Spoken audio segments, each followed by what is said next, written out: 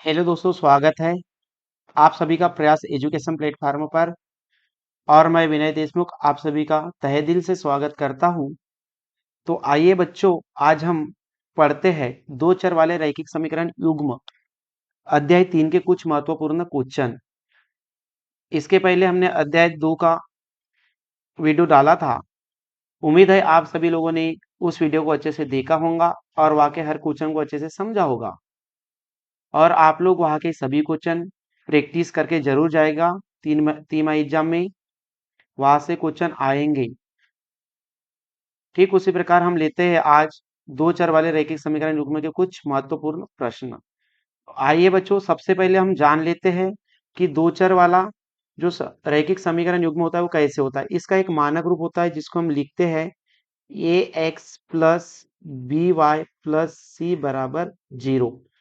अब दो चर होना चाहिए बोलते हैं, तो यहाँ पे एक्स और वाई दो चर हो गए।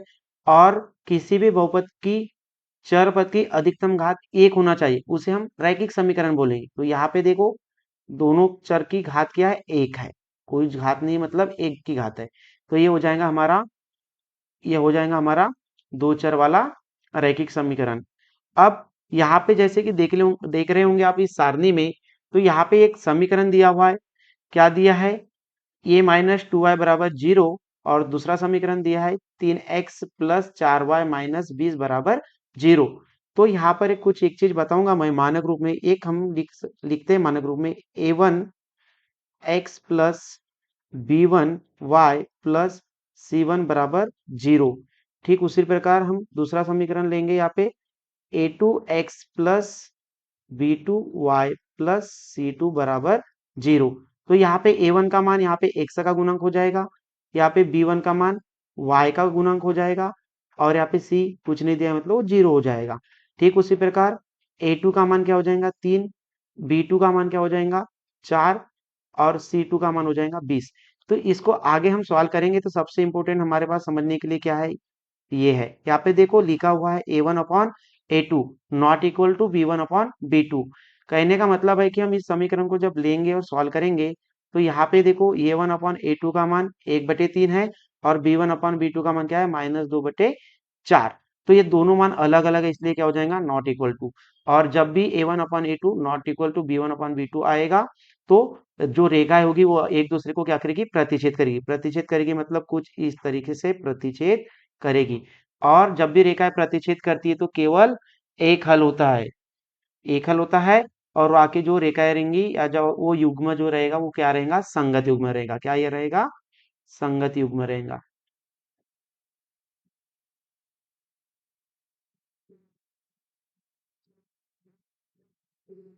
संगत युग्म रहेगा, क्या रहेगा, संगत युग्म। ठीक उसी प्रकार यहाँ पर देखते हैं तो देखो a1/a2 b1/b2 और c1/c2 का मान दिया है। यहाँ पर देखेंगे तो देखो 2 से 4 को काटेंगे तो 1/2 आ जाएगा, 3 और 6 को काटेंगे तो 1/2 आ जाएगा, 9 और 18 को काटेंगे तो 1/2 आ जाएगा। मतलब तीनों के मान क्या आ रहे हैं, समान आ रहे हैं। तो देखो यहाँ पे a1/a2 b1/b2 और c1/c2 तीनों क्या है, आपस में बराबर। जब भी ऐसी कंडीशन बनेगी तो जो रेखा होगी वो क्या होगी, संपाती होगी। संपाती का मतलब है एक के ऊपर एक चलना, इस का से एक के ऊपर एक चलेगी। ठीक है। और इनके क्या होंगे, अनेक हल होंगे। अनेक हल होंगे, जब भी अनेक हल होंगे तो वहां का युग्म जो रहेगा वो भी क्या रहेगा, संगत युग्म रहेगा। संगत युग्म रहेगा। ठीक उसी प्रकार लास्ट समीकरण को समझते हैं। तो यहाँ पे देखो a1/a2 b1/b2 और सी नॉट इक्वल टू c1/c2 है। मतलब रेखाएं क्या हो जाएंगी इस कंडीशन में, समांतर। जब समांतर रेखाएं रहेंगी तो कोई भी हल नहीं होगा, और जब कोई हल नहीं होगा तो यहाँ पर जो युग्म बनेगा वो क्या बनेगा, असंगत बनेगा। क्या बनेगा, असंगत बनेगा। ठीक है। तो बच्चों ये थी यहाँ की बेसिक जानकारी। इसी जानकारी को हम ध्यान में रखते हुए आगे के क्वेश्चन सॉल्व करेंगे। तो चलो बच्चों, हम आगे क्वेश्चन की तरफ चलते हैं अब। तो ये है हम लोगों का इस अध्याय का सबसे इंपॉर्टेंट क्वेश्चन। देखते हैं क्वेश्चन क्या बोलता है। अनुपातों a1/a2 कॉमा b1/b2 और c1/c2 की तुलना कर ज्ञात कीजिए कि निम्न समीकरण युग्म द्वारा निरूपित रेखाएं एक बिंदु पर प्रतिच्छेद करती है, समांतर है अथवा संपाती है। तो क्वेश्चन पढ़ने पर हमको ये समझ में आ रहा है बच्चों कि हमको a1/a2 b1/b2 और c1/c2 का आपस में तुलना करना है और हमको बताना है कि यहाँ पर जो रेखा होगी वो प्रतिच्छेद करेगी या समांतर होगी या समपाती होगी। तो अभी हमने सारणी में इसी के बारे में समझे। तो सबसे पहले हम क्या करते हैं, हल लेते हैं। यहाँ पर हल लेंगे तो लिख दूंगा मैं यहाँ पर हल। हल लूंगा तो देखो बच्चों, हमारे पास पहले जो समीकरण है वो समीकरण दिए हैं, लिख लेंगे। 5x माइनस 4y बरा सॉरी प्लस है यहाँ पर, प्लस 8 बराबर 0। और दूसरा समीकरण क्या दिया है, 7x प्लस 6y माइनस का 9 बराबर 0। तो यहाँ पर देखते हैं, अगर मैं यहाँ तुलना करना चाहूंगा तो यहाँ हम जैसे कि बताया तो यहाँ पे a1 का मान हो जाएगा, a1 का मान हो जाएगा क्या हमारे पास 5। a1 का मान कितना हो जाएगा 5। b1 का मान हो जाएगा माइनस का 4। और c1 का मान क्या हो जाएगा हमारे पास 8। ठीक उसी प्रकार अगर मैं देखता हूं तो a2 का मान हो जाएगा हमारे पास 7। फिर b2 का मान देखता हूं तो यहाँ पे हो जाएगा 6। और फिर c2 का मान देखता हूं तो हो जाएगा 9, वो भी किसका माइनस का। तो ये मान मिल गए। तो अब हमको तुलना करना है तो हम तुलना करेंगे इनकी। सबसे पहले लेंगे a1 अपॉन a2 बराबर, a1 अपॉन की जगह a1 का मान आ जाएगा कितना 5। और a2 की जगह आ जाएगा a2 का मान कितना है 7। उसके बाद हम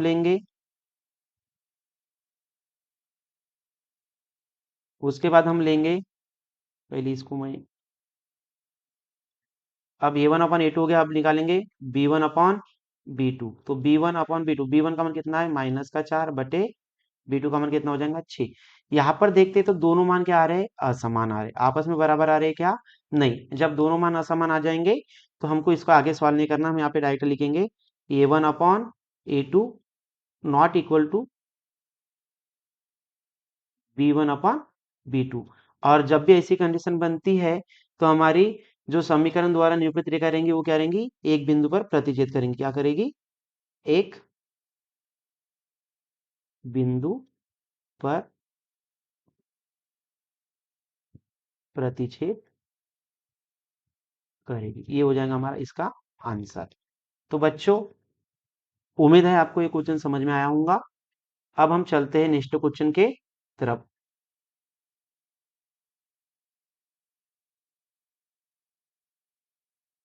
तो चलो बच्चों, अब आते हैं हम नेक्स्ट क्वेश्चन की तरफ। तो हमारे पास क्वेश्चन दिया हुआ है, निम्न रैखिक समीकरण युग्मों को प्रतिस्थापन विधि से हल कीजिए। तो हम लेंगे सबसे पहले हल, लिख देंगे हमारे पास जो समीकरण दिया हुआ है पहले से ही। यहाँ पे क्या दिया है, x प्लस वाई बराबर 14। और इसको नाम दे दूंगा समीकरण नंबर 1।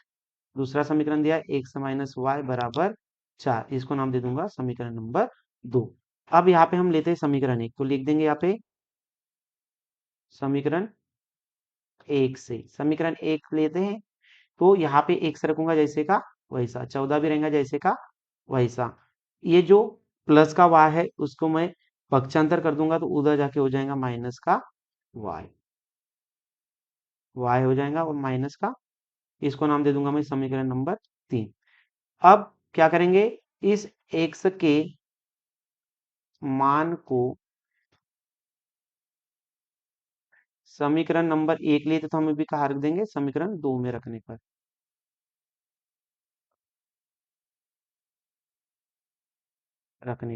समीकरण 2 में क्या रख देंगे हम, एक्स का मान। तो ए हो जाएगा एक्स, एक्स की जगह क्या आ जाएंगे एक्स का मान। तो एक्स का मान क्या है हमारे पास 14 माइनस का वाई, और वहां पे क्या दिया है माइनस का वाई बराबर कितना है 4।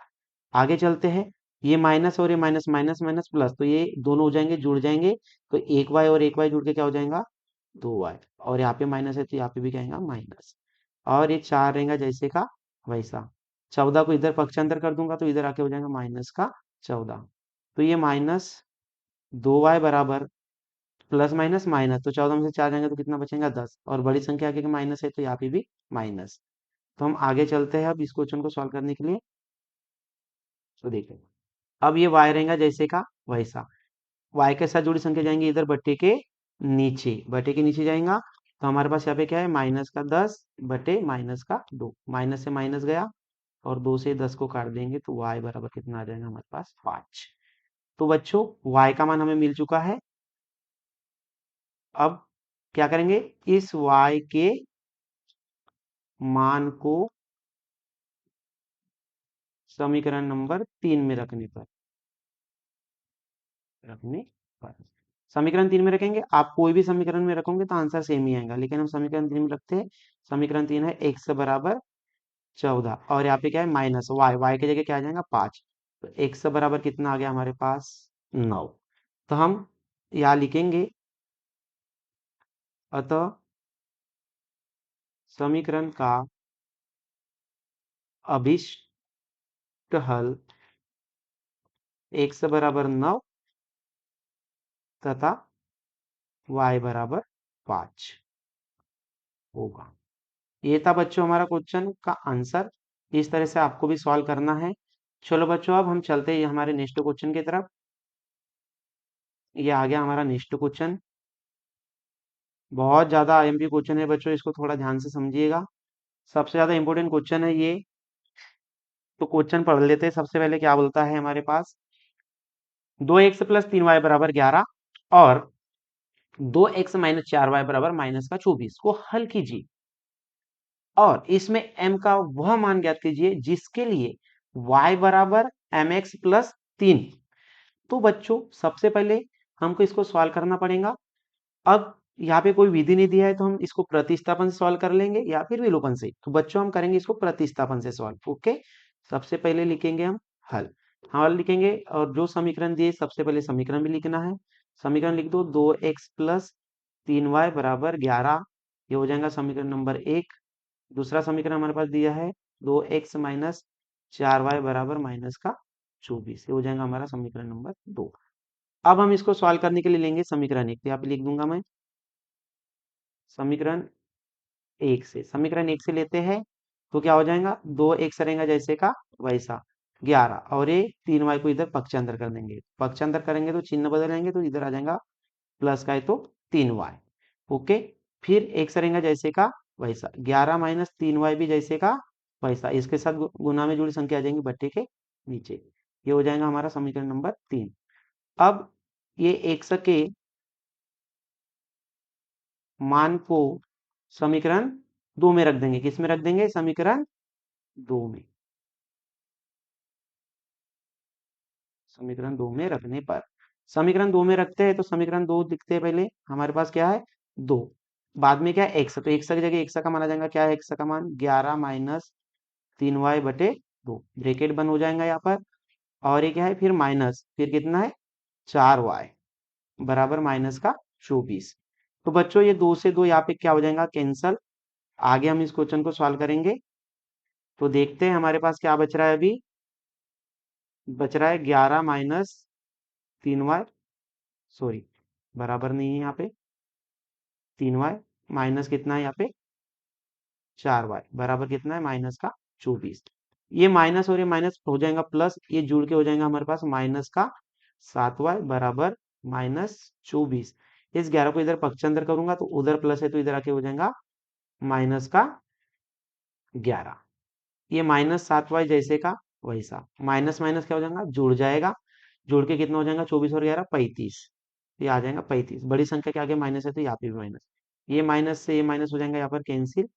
y के साथ जुड़ी संख्या जाएंगे बट्टे के नीचे, तो काट देंगे 7 का 7 और 7 5 35। तो y बराबर कितना आ गया यहाँ पे 5।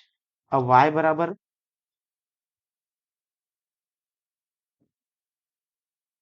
कितना आ गया हमारे पास 5।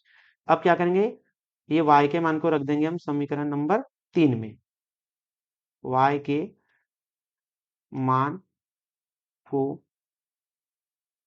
समीकरण, अब हम इसको 3 में भी रख सकते हैं या फिर 2 में रख सकते हैं या 1 में भी रख सकते हैं। हम रख देंगे क्या 3 में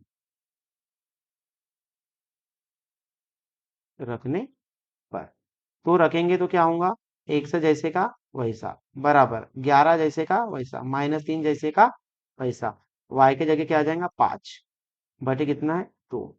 चलो हमारे पेज भर गया, हम नेक्स्ट पेज ले लेते हैं एक बार।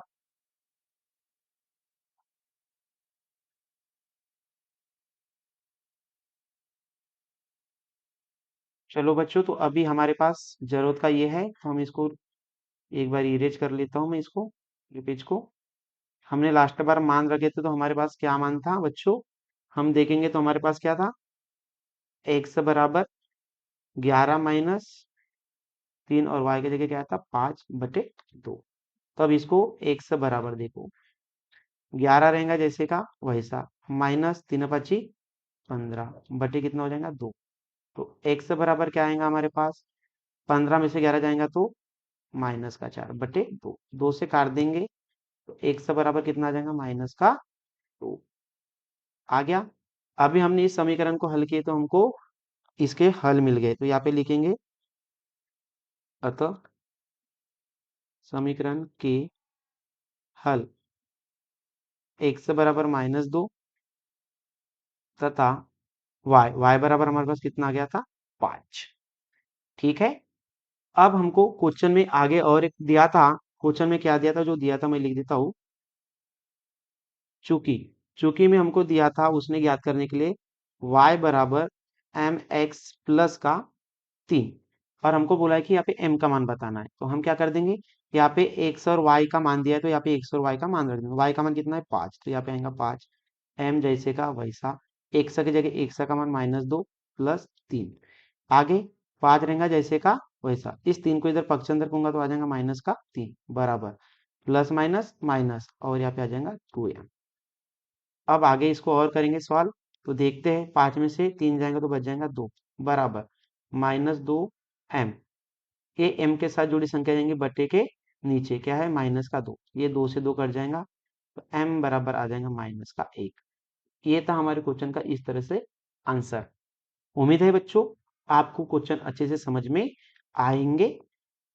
मैं बहुत अच्छे से समझाने की कोशिश कर रहा हूँ बच्चों। चलो, ये क्वेश्चन बहुत आईएमपी है, आप लोग इसको अच्छे से पढ़ लेना, 2-4 बार प्रैक्टिस कर लेना।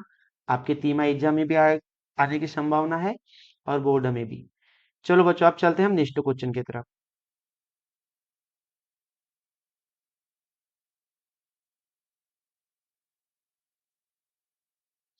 तो बच्चों अभी हमारे पास क्वेश्चन आया है, क्या बोलता है? निम्न समस्याओं में रैखिक समीकरण युग्म बनाइए और उनके हल प्रतिस्थापन विधि द्वारा हल कीजिए। फिर क्वेश्चन को लिखा हुआ क्या है? दो संख्याओं का अंतर 26 है और एक संख्या दूसरी संख्या की 3 गुनी, उन्हें ज्ञात कीजिए। तो बच्चों ऐसे क्वेश्चन को सॉल्व करने के लिए सबसे पहले हमको दो संख्याएं तो पता है नहीं, तो हमको दो संख्याएं मानना पड़ेगा। तो हम सबसे पहले दो संख्याएं मान लेंगे, जिसमें हम पहली संख्या को x मान लेंगे, दूसरी संख्या को y मान लेंगे। ओके, तो लिखेंगे यहाँ पे हम हल, लिखेंगे माना संख्या x व y है। अब देखो, हम मान तो लिया, अब चलेंगे यहाँ पे प्रश्न अनुसार। प्रश्न अनुसार प्रश्न क्या बोलता है? दो संख्याओं का अंतर, मतलब हमने जो x और y लिए उनका अंतर, अंतर का मतलब होता है घटाना। तो यहाँ पे लिख देंगे x - y, कितना है बोल रहा है? 26, तो यहाँ पे लिख दिया मैंने 26। फिर क्या बोलता है? और, यानी कि कुछ और कंडीशन में तो लिख दूंगा तथा, इसको नाम दे दूंगा मैं समीकरण नंबर 1। दूसरी कंडीशन क्या है? एक संख्या दूसरी संख्या की 3 गुनी है।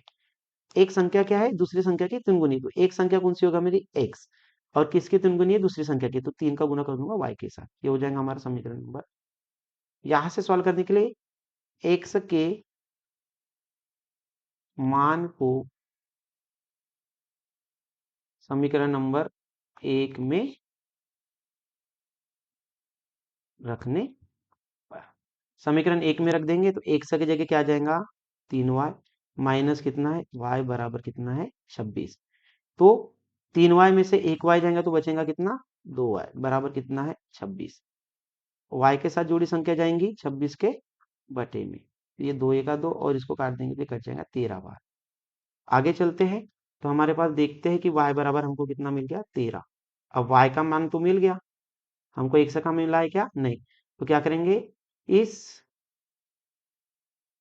इस x y के मान को क्या कर देंगे हम? समीकरण नंबर चाहे 2 में रखो चाहे 1 में रखो, कोई दिक्कत नहीं है, आंसर सेम ही है। तो हम क्या करते हैं? इसको समीकरण 2 में रख देते हैं। तो लिखेंगे यहाँ पे y के मान को समीकरण नंबर 2 में रखने पर, समीकरण 2 में रखने पर, तो समीकरण 2 क्या है हमारे पास, x बराबर 3 और y का मान कितना है 13। तो x बराबर, इसका गुना करेंगे 13 और 3 का, तो 13 होता है 39। तो y बराबर कितना आ गया हमारे पास, 39। लास्ट में हम लिख देंगे, अतः अभिष्ट संख्या, पहले x लिए तो पहले x का कितना आ गया हमारे पास 39, वह एक संख्या क्या हो जाएंगी 13 है। ये होगा आपका answer. A be most IMP question है, इसको वेरी आईएमपी लिख सकते हो आप। पेपर में आने की पूरी पूरी संभावना है इस क्वेश्चन की। उम्मीद है बच्चों आपको ये क्वेश्चन अच्छे से समझ में आया होगा। अब हम चलेंगे आगे क्वेश्चन, दूसरे क्वेश्चन की तरफ।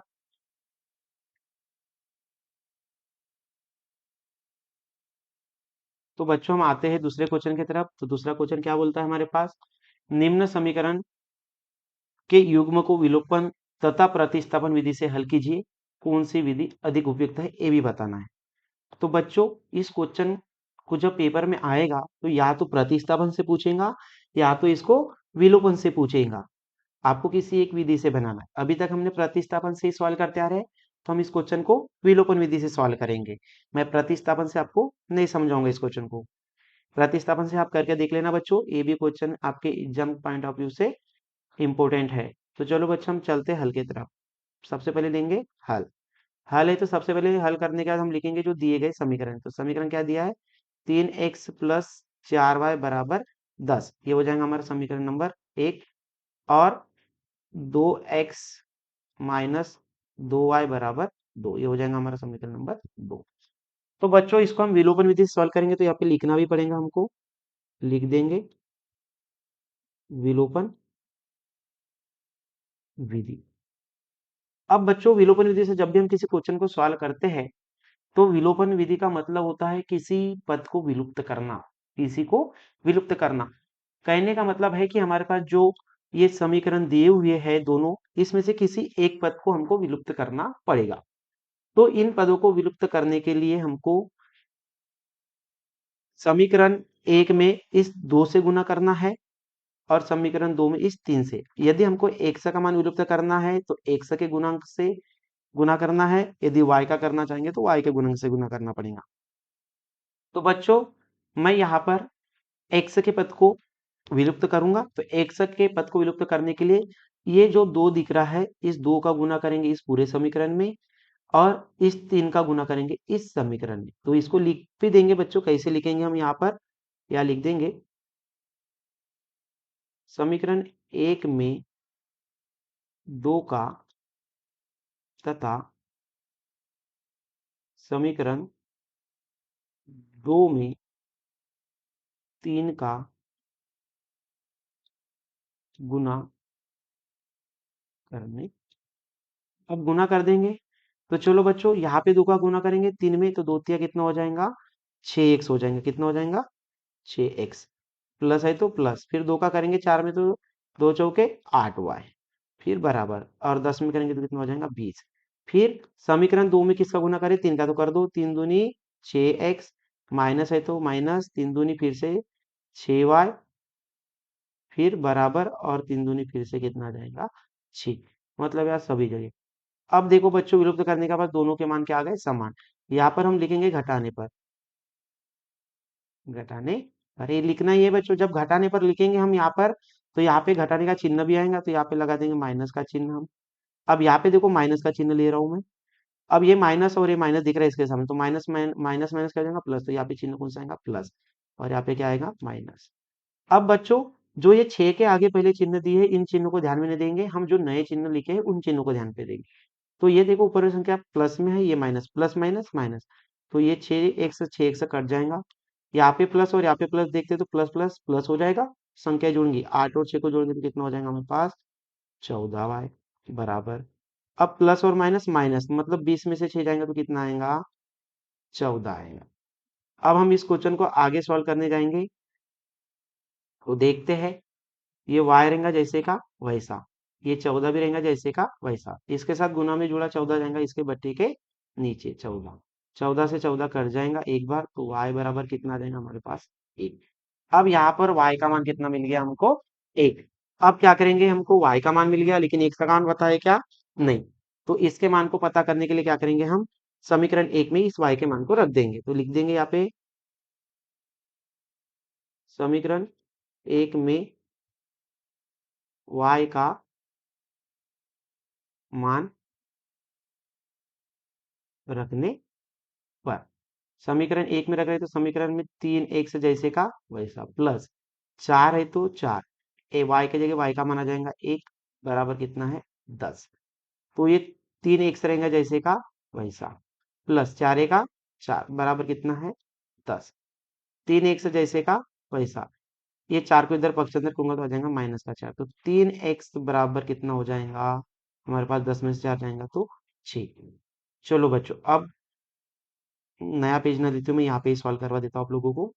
ये एक से रहेगा जैसे का वैसा, इसके साथ जुड़ी संख्या जाएंगी बट्टे के नीचे, 6/3, इसको काट दूंगे तो x बराबर कितना आ जाएगा हमारे पास 2। तो हमारे पास x का मान कितना आ गया 2। ठीक है बच्चों, तो इस तरह से था इसका सॉल्यूशन। ठीक है बच्चों, उम्मीद है आपको ये क्वेश्चन अच्छे से समझ में आया होगा। तो बच्चों आज के लिए इतने ही क्वेश्चन है। उम्मीद करता हूँ आप सभी लोगों को पूरे क्वेश्चन बहुत अच्छे से समझ में आए होंगे, और आपको वीडियो पसंद आए तो लाइक करना और कमेंट जरूर करना, और सब्सक्राइब भी कर लीजिए। थैंक यू सो मच बच्चों, आपने इतना समय हमारे वीडियो को दिया और अच्छे से देखे समझे। थैंक यू सो मच मित्रों।